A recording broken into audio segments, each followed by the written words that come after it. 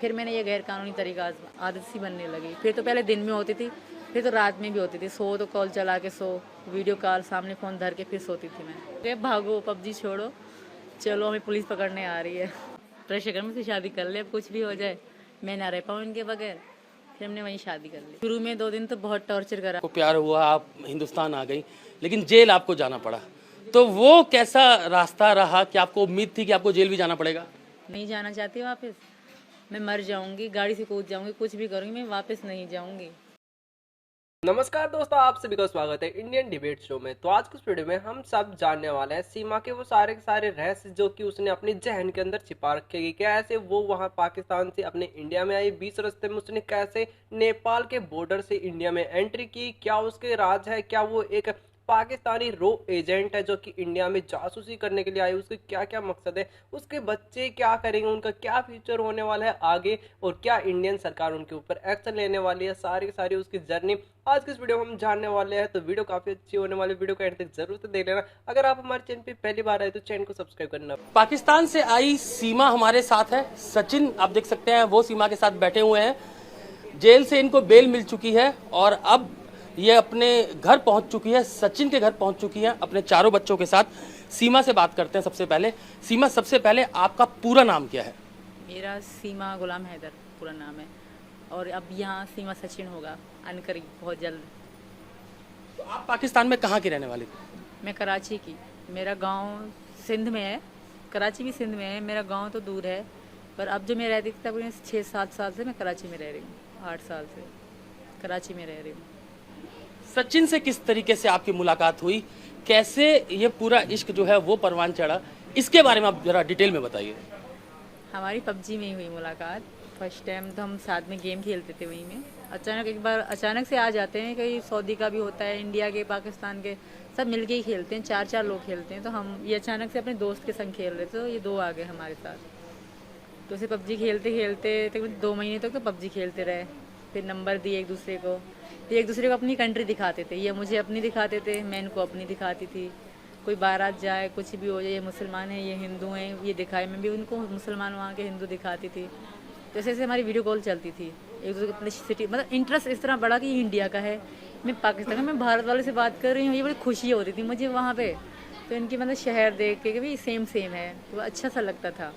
तो हमारा इंटरेस्ट बढ़ता गया, बात चलती गई तो आदत सी बनने लगी। फिर तो पहले दिन में होती थी, फिर तो रात में भी होती थी। सो तो कॉल चला के सो, वीडियो कॉल सामने फ़ोन धर के फिर सोती थी मैं। ऐसे हम दोनों को नींद नहीं आती। सुबह को दुकान में चले जाते थे लाला की, फिर वहीं फ़ोन सामने धर के सारा दिन काम करते रहे। बात भले भी ना हो पर एक दूसरे को देखते रहते थे हम दोनों। इस तरह बढ़ते बढ़ते फिर हमने 21 में तैयारी करी कि भाई मिलना है। तो इनका पासपोर्ट था नहीं, ना मेरा पासपोर्ट था। मेरा पहले पासपोर्ट नहीं था, मैंने यहाँ आने के लिए पासपोर्ट बनवाया अपना बच्चों का।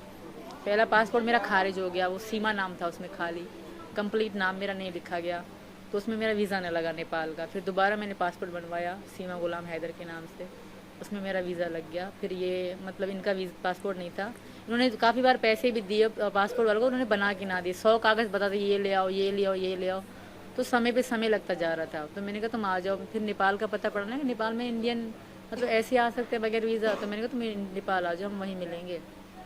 तो ये तो पता, आधार कार्ड, पैन कार्ड इस तरह चेक करते हैं, पर जब ये आए तो कुछ भी इतना चेकिंग नहीं हुई। जब आए गए ना आराम से छोड़ देते हैं।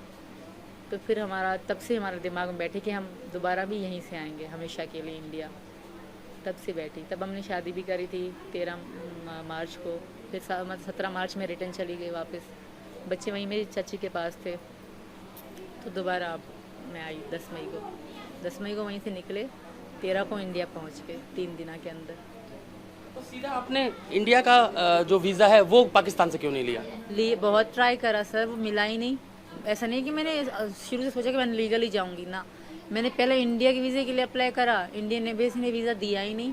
मैं मुस्लिम थी, मेरे आधार कार्ड में, आईडी कार्ड में मुस्लिम थी, तो मुस्लिम को बहुत कम, 100 में से 1 मुस्लिम को वीज़ा मिलेगा, बाकियों को नहीं मिलता। ये भी गलती है, अगर वीज़ा मुझे वहाँ से मिल जाता शायद मैं आज जेल में ना काटती, इतना ना होता कुछ। तो इंडियन वीज़ा कम देती है, जैसे पाकिस्तान इंडियन को वीज़ा कम दें वैसे वो यहाँ को देते हैं।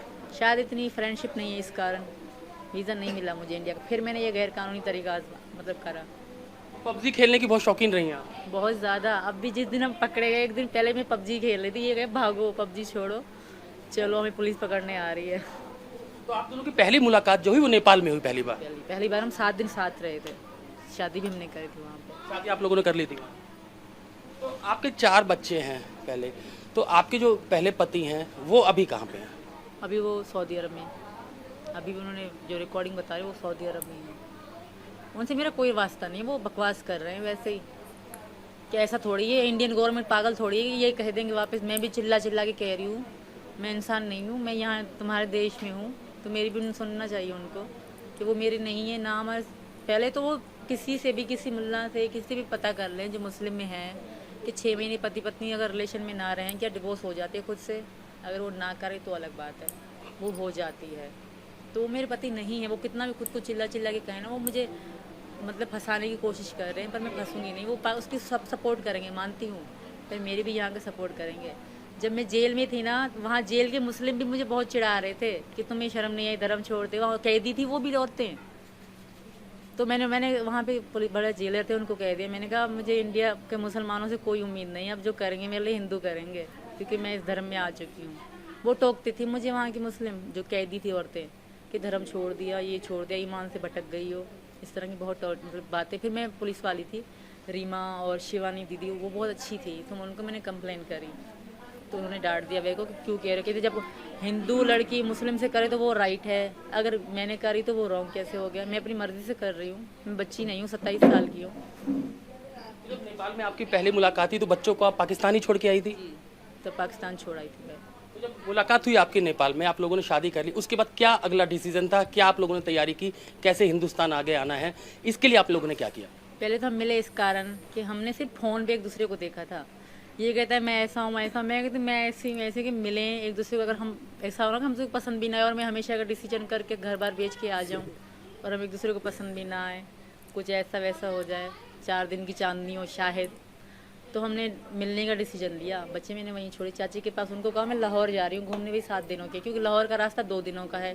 4 दिन रास्ते के, 3 दिन मैंने घूमने के बता दिए, क्योंकि जहाज़ में तो मैं 4 घंटों में पहुँच गई थी। तो हम मिले, मुझे बहुत अच्छे लगे। पता नहीं, मैं इनको लगे कि ना मुझे बहुत ज़्यादा अच्छे लगे, बहुत स्वीट थे तब, अब पता तो हमारी वहीं हो गई।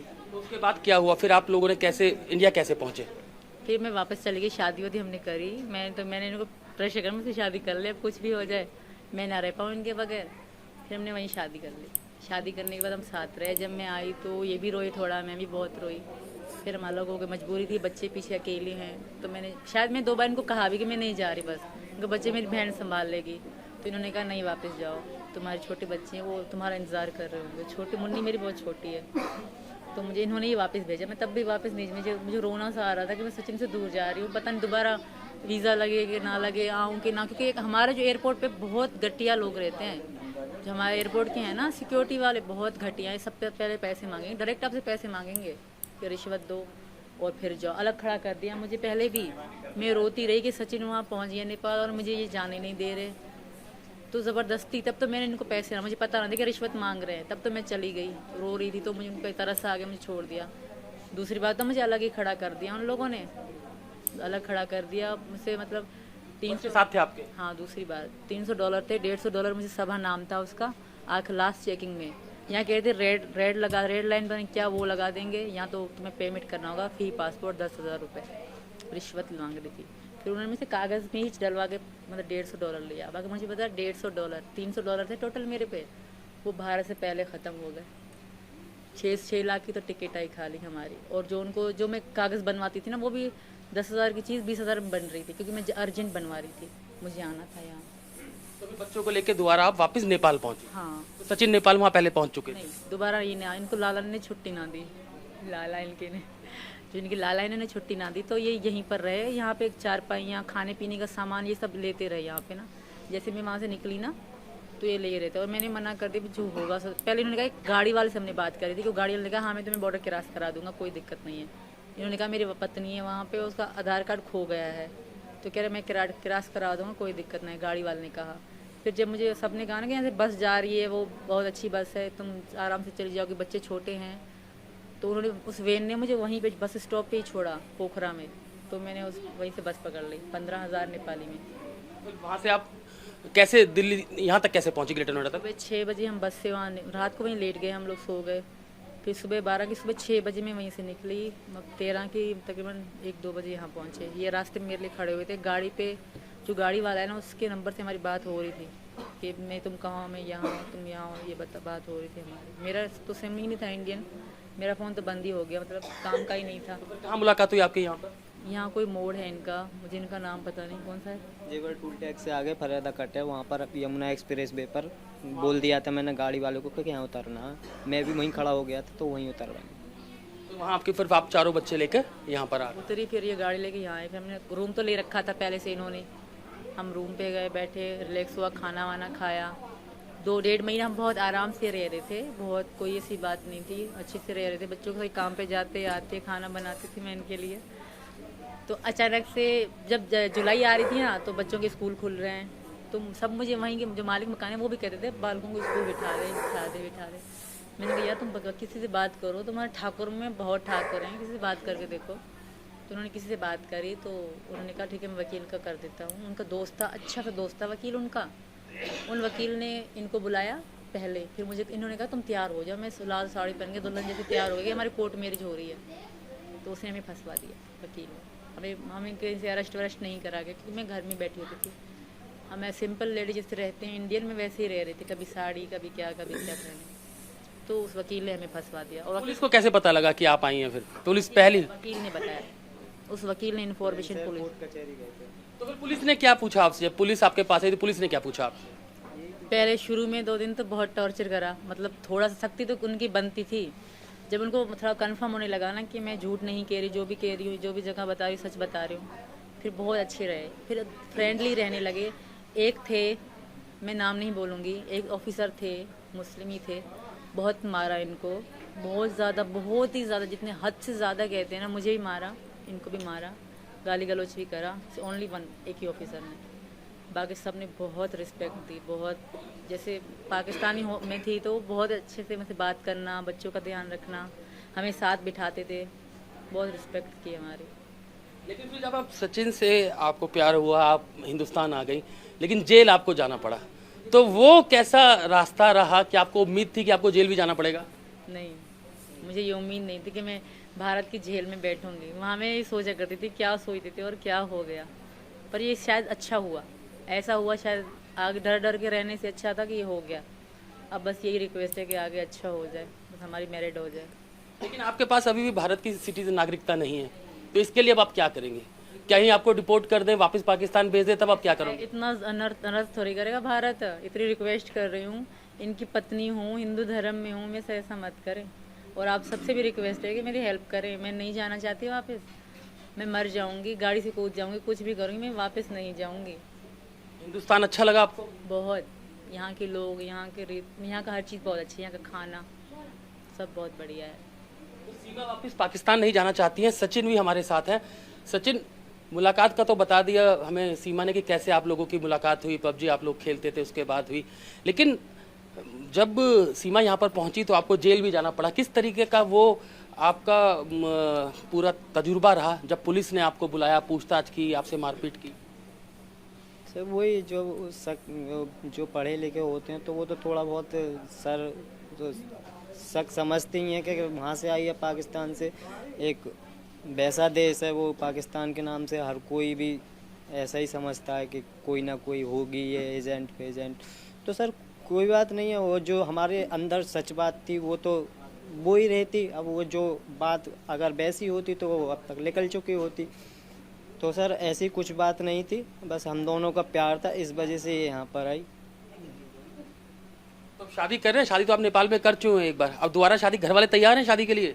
हाँ जी सर, घर वाले बिल्कुल तैयार हैं, सब घर वाले खुश हैं कि ये यहाँ पर है, बच्चे भी रखने के लिए मंजूर हैं। घर वाले ये कह रहे हैं कि जैसे यहाँ के रीति रिवाज थे हिंदू धर्म की शादी की जाती है, उस तरीका की जैसी भी तरीका की हम पर बनेगी उस तरीका की हम आपस में तुम्हारी शादी करा देंगे।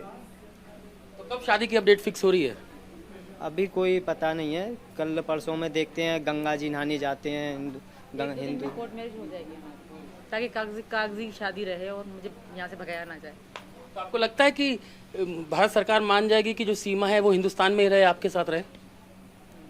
सर मैं विनती तो यही करता हूँ कि हमारी यहीं पर रहे और वो कर रहे कि जाने वहाँ न जाने दें बस। तो आपको भी उतना ही, जब आपने सीमा को पहली बार देखा, उतना ही प्यार आप चारों बच्चों के साथ रहने को तैयार हैं? परिवार तैयार है? हाँ जी सर, उतना ही प्यार है और घर वाले भी रखने के लिए तैयार। तो सीमा, नॉनवेज वगैरह खाते हो? ये तो मेरे को लग रहा है कि सचिन तो शायद खाते हैं अब तो, आलू पराठे, आलू मटर, आलू ये तो यही खाना ज़्यादा पसंद करूँ अब तो। आलू चावल ये जो होते हैं पहले खाते थे, साल हो गए मैंने मीट नहीं खाया बड़ा वाला, बस मुर्गा खाते थे कभी कभी। तो सचिन फिर अब पूरी तैयारी घर बसाने की है सीमा के साथ ही? हाँ जी सर, घर बसाने की है, यहीं शादी करने चाहते हैं, अपना बच्चों को पढ़ाने वढ़ाने भेजेंगे। लेकिन जब हिंदुस्तान पहुंची तो आपको, सीमा को और आपके शायद पिताजी को भी जेल जाना पड़ा, तीनों को। तो अभी क्या लगता है कि पुलिस आप लोगों को सपोर्ट कर रही है या किस तरीके से परेशान किया जा रहा है? परेशान तो अभी नहीं करा जा रहा, खैर अभी सपोर्ट कर रही है, खैर कोई दिक्कत नहीं है अभी तो फ़िलहाल में। यहाँ के लोग भी सब आशीर्वाद दे दे कर जा रहे हैं, जो भी आ रहा है घर पे, बहुत लोग आए हैं सुबह से, तो सब आशीर्वाद देते जा रहे हैं कि पाकिस्तान से बहू आई है इसलिए सब आशीर्वाद दे रहे हैं? जी सर, हम दोनों अच्छे लगे, जरूरी तो ना कि पाकिस्तान से ही आई है कि उसको इस वजह से वो दें, खैर हम दोनों अच्छे लगे इस वजह से सबको आशीर्वाद दे दे के जा रहे हैं। मुस्लिम आ रहे हैं वो भी आशीर्वाद दे के जा रहे हैं, हिंदू आ रहे हैं वो भी आशीर्वाद दे के जा रहे हैं। हमारे घर कुनबा के सब यानी कि बिरादरी सब खुश है, सब खुश है कि हम दोनों साथ में हैं, साथ ही रखना चाहते हैं। चलिए, हमारी भी यही दुआएं कि आप दोनों खुश रहें। और सीमा और सचिन को आपने सुना, सीमा आप देख सकते हैं चेहरे पे मुस्कान है, काफ़ी खुश है हिंदुस्तान आके। उसका कहना है कि वो वापस पाकिस्तान नहीं जाना चाहती है और सरकार से भी वो यही गुहार कर रही है कि उसे वापस ना भेजा जाए, उसे हिंदुस्तान में रखा जाए। वो हिंदुस्तान को बहुत पसंद करती है, वो हिंदुस्तान की बेटी बनना चाहती है। और सचिन को आपने सुना कि सचिन का कहना ये है कि वो चारों बच्चों को एक्सेप्ट करता है सीमा के, और वो अब सीमा के साथ ही अपना घर बसाना चाहता है।